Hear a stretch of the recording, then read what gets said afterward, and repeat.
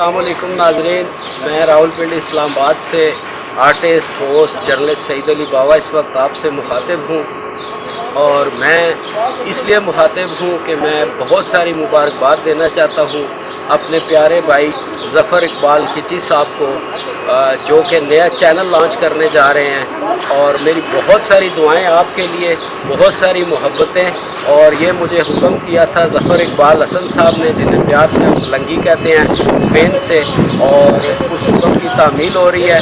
और मुझे एक चीज़ जो आपके बारे में इनको है वो ये है, आप हमारे पुराने साथी हैं, दोस्त हैं, वो तो हम एक दूसरे को जानते ही हैं, लेकिन मैं आवाम को बताना चाहता हूँ कि मेरे प्यारे भाई ज़फ़र इकबाल खिची साहब ज़ाते खुद बेशुमार टैलेंट के साथ साथ एक आर्टिस्ट भी है।